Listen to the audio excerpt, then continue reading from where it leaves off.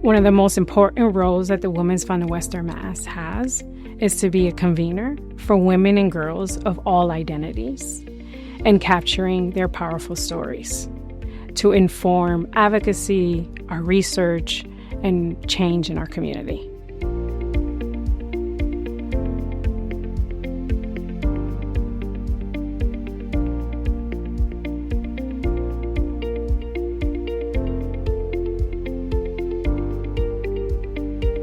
As an academic community partnership, we think about barriers that individuals face in the community, particularly women and gender-expansive individuals, and policy fixes that could actually allow for economic mobility.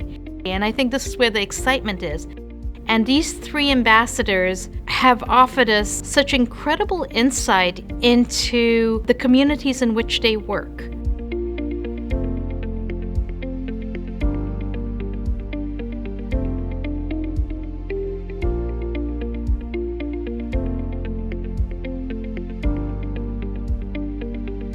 My work with seniors became a passion because I started seeing they need something to do. They call each other, they pick each other up. If somebody needs a ride, if somebody's sick, it just became this whole community of being responsible for each other. Yesterday I had 62 people. I want to have hundreds. I want to be at Mass Mutual Center. That's what I want. I want to help everyone I can, possibly. The more I can, the better. And that's what I feel.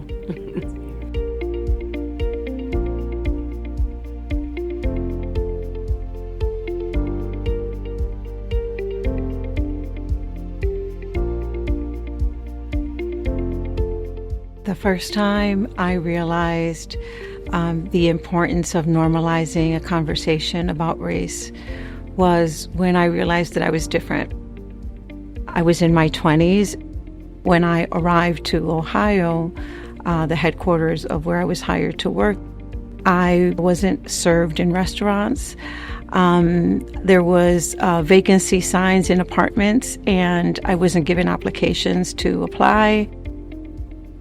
So for me, taking the strength of the women in my life, my grandmother who showed me how to open doors to others, my mother who was a single mom and raised 4 of us, and a lot of mentors that I've had in the community, I know that it's important to feel empowered to walk as we are and in our truth. So what I envision for the world, for my society, for my community, is that we share, right? Share information, share resources, open doors, create access, duplicate that 1,200 times, and make sure that everyone feels the love of the community and feels that they belong, if it's in the workplace or in every other setting.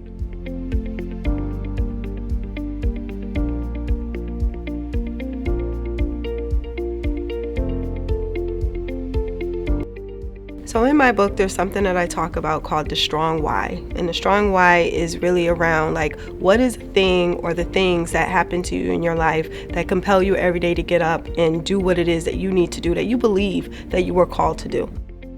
And for me, there were 2 pivotal moments in my life. One when I was 16 and I was a victim of violence, and another time when I was pregnant with my last child that I experienced something that took me into a place where I was able to have perspective. And not only did I have perspective because of the trauma, because of the things that I experienced, it also helped me to be more empathetic and being able to see people for who they are and not their circumstances, not what they experienced in their life, but being able to see people as people. So when people share what they've experienced, when they share their voice, it's very important to make sure that we're applying that to whatever it is that we do. As we look for continuous improvement or whatever the case may be, that people can see themselves in the work and in the change, because that will make them want to continue to be involved, and that will make them want to bring other people along for the ride, because they see that there is growth and there's change. And as we always say, we like to transform lives 2 generations at a time.